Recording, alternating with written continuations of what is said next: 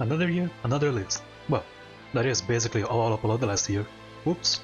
Sorry, I guess. Don't worry, you can expect some more videos coming from me this year. Maybe. Hopefully. Well, anyway, you know the rules by now. This is the top 20 games I played in 2022. Doesn't mean the game came out last year, only means that I played it during last year. Some disclaimer before you guys ask me. First, I have yet to get a PS5, so Horizon Forbidden West and God of War Ragnarok will not be on this list because I am ready to play with the fancy graphics. Second, no, I have not played Live Alive yet. Shut up. Third, DLC expansion will not be counted, so let me just say this real quick that Monster Hunter Rise Sunbreak is amazing and you should buy it. And finally, I am not playing Souls-like games, so don't expect to see Elden Ring on this list. Maybe I'll try it later, who knows. Alright then, enough talk, let's go. Apparently this game is controversial online? Jeez, I wonder why. I don't care, man, it's freaking funny as hell. It definitely is made for a certain audience. I'm Pickle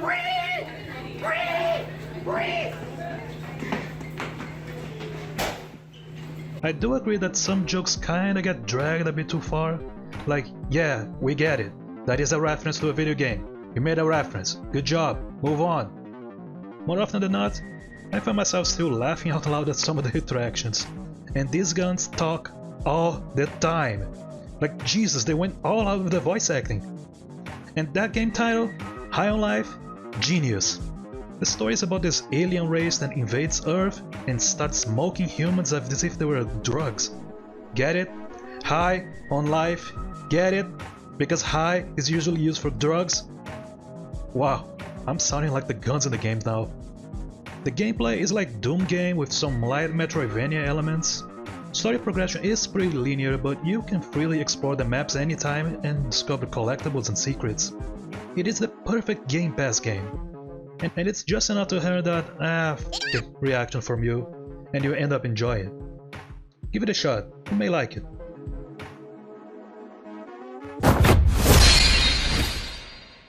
Previously at E3 2021. Now, in 2022. Oh, it's actually really good? Yeah, Guardians of the Galaxy took me by surprise. After the train wreck that was the Avengers game, Square Enix really wanted you to know that their next Marvel game was nothing like that.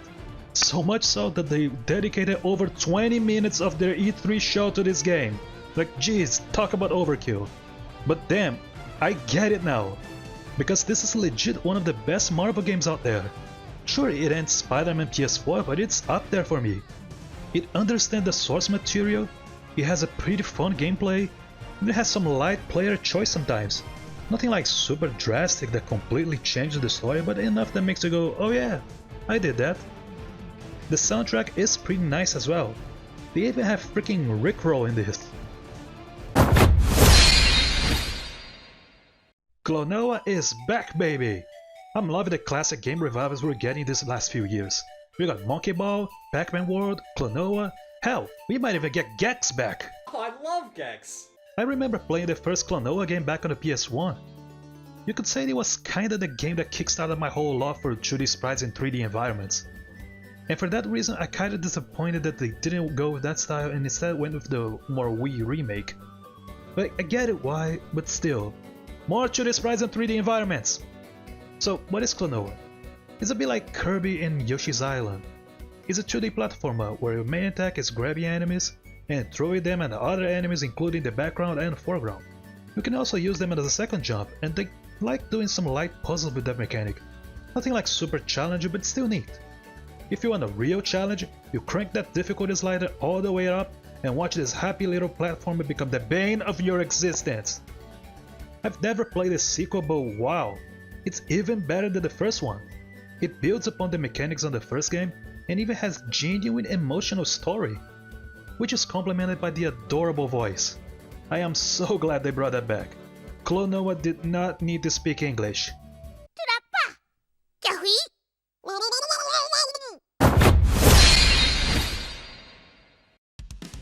Speaking of retro game revivals, Here is the Sonic Mania of Teenage Mutant Ninja Turtles, Shredder's Revenge. This is so good. They just get it, man. You had the amazing Streets of Rage 4 a few years ago, and now here's another kick-ass beat-em-up. Like, this is the sequel to Turtles in Time I was waiting for, with the classic opening theme and even the classic voice actors coming back to redo their roles. This is a classic tribute. I see what you did there. To classic Turtle fans. The amount of references and locations in the anime is just mwah. And it plays great too, with 6-player co-op local and online. Granted, I haven't played online yet, but you bet I got some people together to play couch co-op just like the good old days of the SNES. So, this year I finally managed to get myself a Series X. No more 720p xCloud streaming on a phone. We're playing games the way they're meant to be played. And one of the first games I wanted to try out since I never got an Xbox One was Sunset Overdrive. Which, looking at it now, it's pretty weird.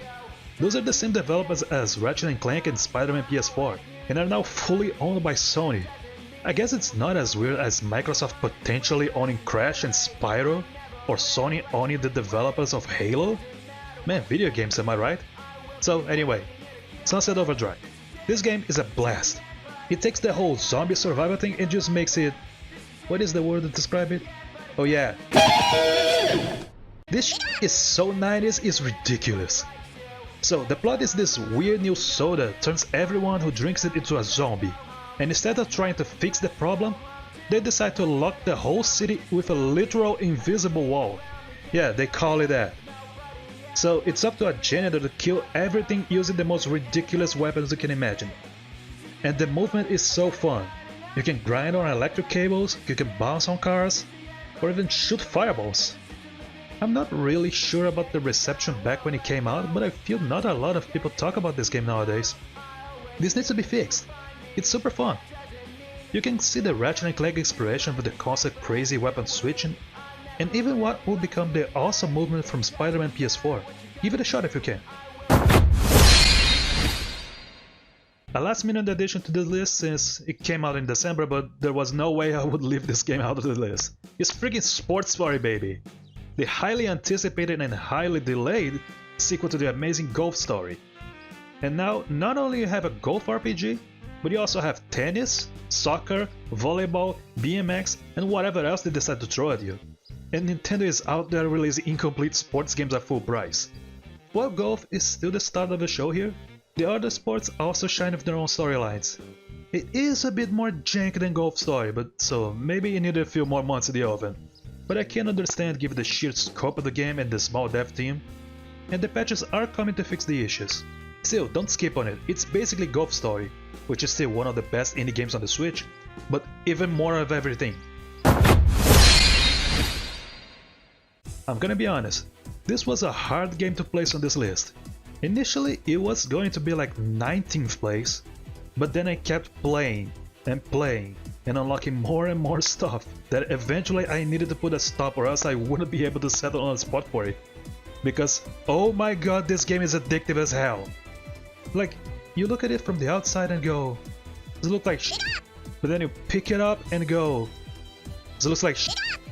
But then you play a little bit, you level up, you collect more weapons, and after a few minutes you go, here I come! Run, cowards! Hide, cowards! Yeah! And go full bullet hell on everyone. Then you die, and you try again, and again, and next thing you know, it's tomorrow. You constantly unlock stuff that makes you just go for one more run. And it's like $5! The only thing that I think is missing from this game, besides the Switch version because come on, it's made for it, it's co-op. Can you imagine this with co-op? It will be insane. It's Splatoon 3. It's like Splatoon 2 but with a 3 instead. I feel like I'm starting to play the multiplayer less and less of each new installment. Like I was breathing Splatoon 1 on the Wii U, and I played quite a bit of Splatoon 2. But Splatoon 3, I did the single player campaign, and multiplayer matches are basically just a Splatfest. I haven't even touched the Salmon Run yet. But there are still a lot of great things about Splatoon 3. Like the single player, it's the best one in my opinion. They took the excellent Octo expansion and made it into a full story. the new lore that they added, I live for that stuff. They even made a super tough post-game stage, Champions Road style. It's so good. Other small things include being able to customize your locker, big man, having a lobby where you can practice and mess around while waiting to be matched, big man, the new Tricolor Turf Wars that appears on Splatfest, big man, custom tags and emotes that show up during matches, big man! Look at this guy, he's just happy to be here. But the best new addition has to be the Table Turf Battles. It's a full-on Splatoon card game. And the reward you get for reaching a certain level in this mode is this.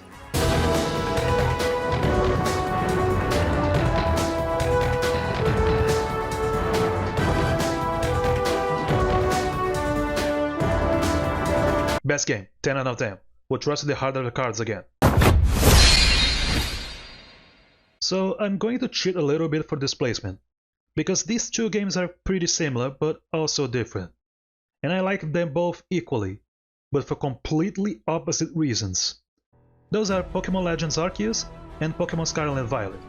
So why do I like them for opposite reasons?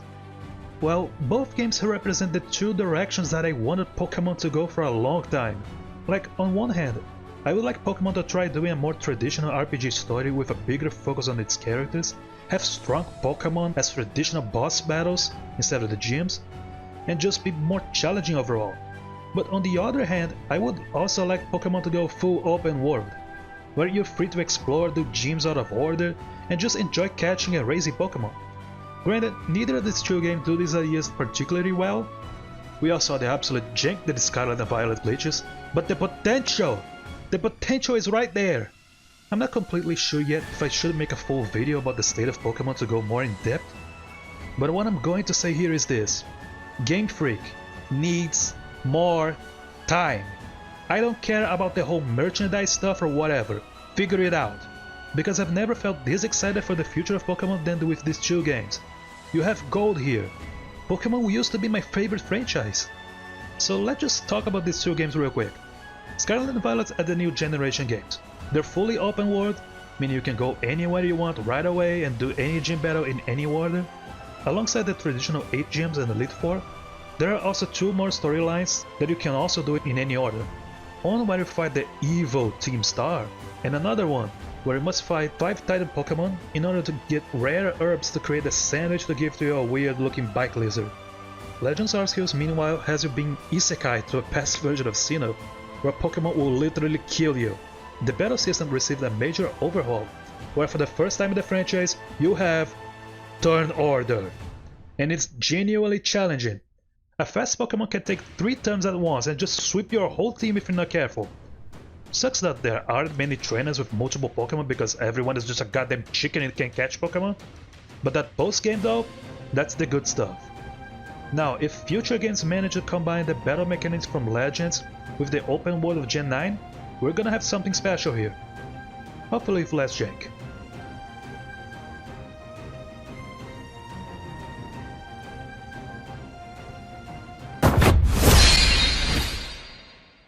Okay, so here's the thing. It's going to take a lot from a horror game to make me want to play it. I'm a baby when it comes to these types of games, especially if your horror games relies on jump scares. To me, a good horror game is the one that gives you a sense of dread and fear throughout the whole adventure and not just haha jump scare. And honestly, Danganronpa is not even really a horror game, so I don't even know why I'm even talking about this stuff. But this is the type of feeling that I would expect from a good horror game. You're locked in this place with like 14 more people, and then this teddy bear comes up and says that if you want to escape, you have to kill someone, without anyone else noticing. Which then triggers a full-on Ace Attorney trial where if you get caught, you're executed. But if you manage to escape, everyone else dies. So during the whole game, you're in a constant fear of someone coming behind you, or if someone else gets killed, you then have to make sure you get the culprit right, or else you also get killed. I've only had time to play the first game last year, but I'll go ahead and just throw the whole trilogy in here, because I'm sure as I'll be playing the next games. And not only Danganronpa, but also other games like the Zero Escape series and the AI series, so expect to see these in future lists. Speaking of putting the whole trilogy on the list, even though I only played one of the 3 games last year, the new Hitman Trilogy are probably the best stealth games out there. I say I only played one game out of the trilogy, but actually I have played 1 and 2 in previous year. So yeah, this list will be focusing more on Hitman 3, but seriously, play all 3. They're like peak stealth gameplay. So how is it? You're thrown into this open map, you have your targets up for the mission, good luck. You can improvise and disguise yourself to slowly make your way to the target like a total newbie, or you can take advantage of the various unique opportunities to get on their nice side, and then kill them in a funny way. Or just go all guns blazing and die right away because they're just a dude after all. The cool thing about the Hitman games is how it rewards playing the same stage over and over again. As I mentioned before, there are various unique opportunities to get your targets. For example, there's a stage where you take the role of a detective and you have to investigate clues and interview people to solve something completely different, but as a reward for solving it correctly, you get a private audience with your target and yeah, pretty much as a free kill. But my favorite map is in Berlin, where there are like 10 targets hunting you, and you must kill 5 of them. And you have no idea who they are, so it's a full-on improvisation and creativity here. A hint though, turn off all the assists. That way you really must pay attention to your surroundings. Hear people talking about possible opportunities, it makes you feel like a master assassin. It is time for the obligatory HD 2D entry. Can you believe that Square Enix made 3 freaking tactical RPGs in 2022 and none of them was Final Fantasy Tactics? This should be like a new record or something. Well, maybe that's a good thing because it made Triangle Strategy shine better. Stupid name aside, this is a good-ass strategy RPG. Not only the gameplay is super solid with the nice positional tactics, different classes and abilities, but it also features a pretty in-depth choose-your-own-adventure type story, with completely different outcomes and paths depending on your decisions. How do you decide your path? Democracy. I love democracy. Well, kinda. You see, you have one vote, so theoretically the path should be decided by vote, right? But you can always nudge your party members into the decision you want. Again, democracy. Not much to say about it without spoiling the story. It's best to go in as blind as possible because of the whole choose-your-own-adventure element. So I'm just gonna leave it at that, while I still question why Square Enix hasn't remade Chrono Trigger in this style yet. I really need to play Live Alive, don't I? Do y'all remember No Man's Sky? The amount of hype that this game got when it first launched was insane. Hell, this game was kinda the reason why I wanted to get a PS4. I always loved exploration games. And here comes a game that promises a gajillion galaxies to explore, with jobs you can take, space combat, base building, full-on multiplayer support, and all that jam. Sounded too good to be true, right? And yeah, it was. Turns out the game when it launched was pretty bare bones. With the gameplay consisted of basically hopping from deserted planet to deserted planet, collecting resources to fuel your ship, so you can hop to the next deserted planet and do it all over again. I guess it was our fault for getting hyped for a game made by an indie team whose previous games were... yeah. But what if I told you that today, this game is basically what it was promised now. Seamless multiplayer, you can build bases even underwater, you can be a mercenary and work for different factions, you can have your own freaking space fleet, you can discover settlements, abandoned ships, it's the classic you can do anything game. I gotta commend the developers. They could've just walked away with all that hype money, but they went and really cared about the game and fixed everything people had problems with. Hell, it's still getting updates today, with even more stuff. Talk about a 180. Okay, so I'm kinda cheating here a little bit by putting Fallen Order here because I technically started playing it in 2021 with xCloud, but I wanted to wait until I got my Series X to finish, so here we are. I'm putting this here. Sue me. Still, there's no way I'm leaving this game out of this list. It's like the best Star Wars game ever made. It's a full-on Star Wars Metroidvania. This game takes place just a few years after the Execute Order 66. and most Jedi got killed, and the Inquisitors going after the remaining ones. It's right before the events of the Obi-Wan Kenobi series, by the way, for y'all Star Wars nerds. But anyway, this game rules so much. Like I said, it's a full-on Star Wars Metroidvania. You're a Jedi trying to restore the Jedi Order after your master is killed by Execute Order 66. by traveling to different planets and finding old Jedi tombs. And obviously the Inquisitors are chasing after you, so you gotta get rid of them too. What I love about this game is the combat and movement. You feel like a Jedi. You have your lightsaber, duh, and also a bunch of force powers like a typical force pull, force push, slow down objects, you can wall run, you can double jump, and if you're a little droid you can even hack stuff like doors, chests, security droids, and go all full zoom on zip wires. You can even fully customize your lightsaber, including different modes. Want a dual wield like a badass? You can do it. I have a big ass double lightsaber? That's there as well. And the game's pretty challenging. It's not Dark Souls hard, but it gets there on harder difficulties. So I'm gonna say, I still wanted Metroid Dread to win Game of the Year 2021, but after playing It Takes Two, I get it. So, if you don't know what It Takes Two is, this is a 3D action platformer that you can only play on co-op. And while that might suck from some people with no friends, which is kind of a lot of gamers nowadays to be honest, this is 100% made for co-op, and I'm glad it is. Some of the stuff you can only do really works with co-op. Like, each player does something completely different, and you really need to work together to go through the stages. Like for example, one player has a set of nails that can throw on wooden targets, while the other player has a hammer that can use the swing of these nails or break glass objects over a path. And by the end of the stage, the idea is discarded and you move on to something completely different. It's full of surprises, which is kinda funny when you consider the director of these games. The Oscars, you know? The Oscars! You! What a legend. Now, while I think this game is pure genius, I do have some gripes with it. Maybe they had some technical difficulties or whatever, but I feel they need to figure this out for the next game. Add cross-platform play. This is especially important with a co-op only game. You want people to have options. And while people with PS4s and PS5s can play with each other, same goes for the Xbox players, you can do multiplayer with someone from different consoles or PC.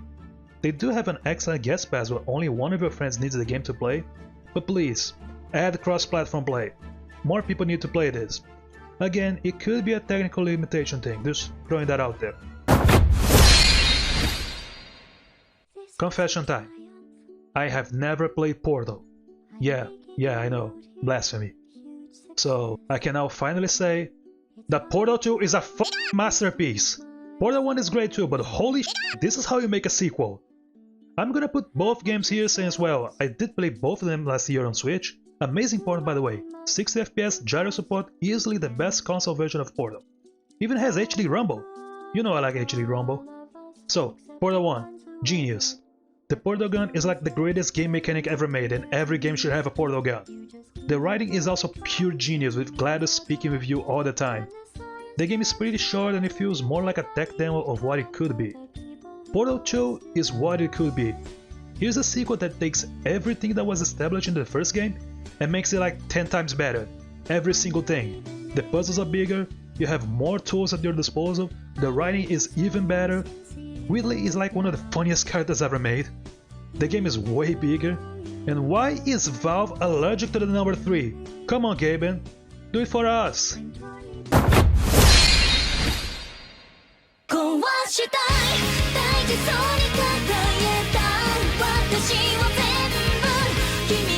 Okay, fine.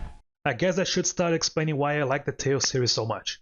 Well, there really isn't much to say about these games. That's why I do the bit. Just very solid action RPGs.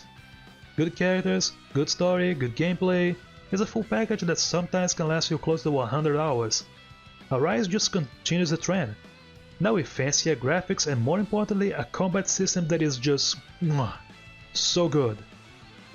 This is one of the rare cases where a game's combat is so good that I will go out of my way to fight every single monster I find just to keep playing it. It just feels like you're playing a 3D fighting game. And one of the good ones. Not that Naruto Storm one button does all the combos bullshit. Oh. Alright then. Bayonetta 3. What a wild ride this game was.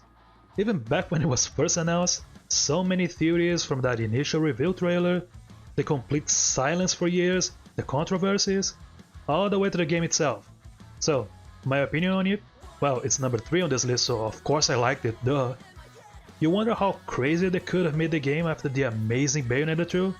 Well, apparently the answer was being able to summon giant-ass demons whenever you want and control them all at the same time, Astral Chain style. Not only that, they decided to make a whole freaking multiverse of Bayonettas. We have our Bayonetta, we have Chinese Bayonetta, we have Egypt Bayonetta, Weeb Bayonetta, all with their own unique weapons and demons to summon. And the boss fights are ridiculous. First of all, you have to summon a stronger version of your demons by literally ripping your heart out of your chest in some sort of demonic ritual. This is what we here call metal as f. The fights themselves range from kaiju battles to freaking bath scene. God, I love this series. There is also this brand new playable character called Viola. Oh, don't make me say it again! My name is Viola! Viola! Viola! She's a witch in training and plays pretty different from Bayonetta. For one, you need to parry your enemies to activate witch time instead of dodging. It takes some time to get used to it, but she is pretty fun to play once you get the timing right. Also, she's kind of an idiot. We did it, guys! Kirby is finally in 3D! Not as a spin-off, not as a gimmicky minigame, but as a mainline platformer, and it's magical! It's like the Donkey Kong Country Tropical Freeze of 3D platformer. You look at Super Mario 3D World and say, pfft, Forgotten Land does everything better than 3D World. While also being Kirby. I mean, look at this baby boy. How can you not love this guy? I'm not sure if I can safely say that this is the best Kirby game ever made because Planet Robobot is freaking masterpiece, but it's definitely up there. The old copy ability translated beautifully into 3D. Shout out for Needle, or as I like to call it. And the new abilities are great. I mean, Drill pretty much was made for 3D, and there's also Kirby with a gun. There are less abilities than your typical Kirby adventure, but the game makes up for it by letting you upgrade each ability at least twice. And there's no sugarcoating this. Every upgraded ability is absolutely busted. Like Sword becomes ridiculously fast and strong, Hammer is a beast, Crash becomes... Tornado is... yeah. Oh, and Sleep? He brings a whole bed with him, fully heals, and buffs him. It is a Kirby game after all, it's not freaking Dark Souls. Oh, and rest assured, the final boss is still some demon creatures straight for your nightmares. Gotta keep the traditions. Before I get to the surprising number 1, here are a few honorable mentions. LEGO Star Wars The Skywalker Saga. The best LEGO Star Wars game, but still a bit too repetitive.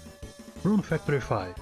A great game and better than Rune Factory 4 in my opinion, but the combat is kinda jank. Eiyuden Chronicle Rising. You know I love to do sprites on 3D backgrounds. But why are the side quests so boring? Anthem. Wait, this is actually kinda nice. Not great, but nice. Lake. Post office simulator with a cozy story. Repetitive at times, but still cozy as heck. Ever Oasis. Yes, I'm still playing 3DS games. This needs to be on Switch. You got robbed. I'm not even gonna make suspense, you all know what it is.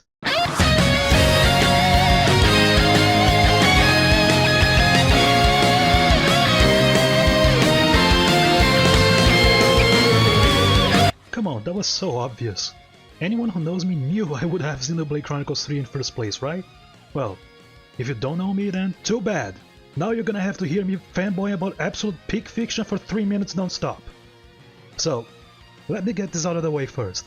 Is Xenoblade Chronicles 3 my new favorite game? Well, if I'm being objective here, then absolutely yes. This game takes all the good things from 1, all the good things from 2, trims all the fat, I'm looking at you field skills, and just makes it into the perfect RPG. But honestly, I will still keep 1 as my favorite because I just have way too much nostalgia for these characters. The only slightly negative thing I can think about 3 is that the main villain is kinda shit. But hey, maybe the DLC story can help, I don't know. Okay, enough about negatives. Time to gush about how amazing this game is. First of all, the music. This game got robbed at the Game Awards for Best Soundtrack. Nothing against God of War, I'm sure the soundtrack is amazing, but listen to this!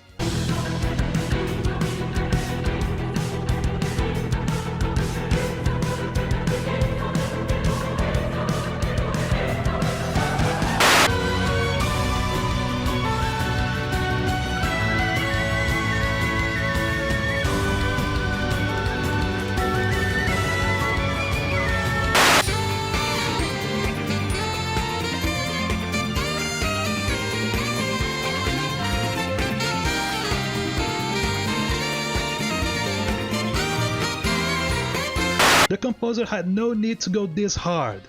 Hell, the battle themes have like 4 different versions depending on the enemy's HP. That's some dedication right there. Seriously, the soundtrack is pure sex. In fact, this whole game is pure sex. Even the characters canonically learn about sex. Alright then, lads and lasses. Who wants to know how babies are made? Let's talk about the story, shall we? I don't think I've ever cried this much in a game since, well, the first Xenoblade game. Seriously, there is a chapter that will f you up. If you play this game, you know what it is. I must have cried like 3 times in that chapter alone. And the voice acting is so freaking good.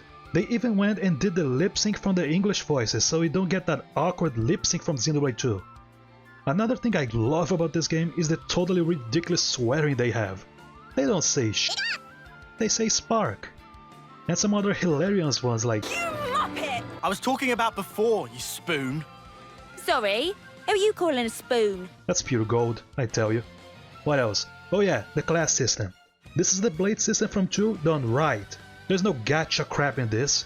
You do a quest and you get the class. Oh, and the battle system. It's pretty much a combination of 1 and 2's battle system. Hell, if you use a race that is originally from 1, like a Hyantia, the cooldown is different from a race from 2, like a Blade. God, there's so much to praise that I could spend a whole video just fanboying about this game, but I think you just got the idea. This game's incredible. If you have any interest in Japanese RPGs, get it.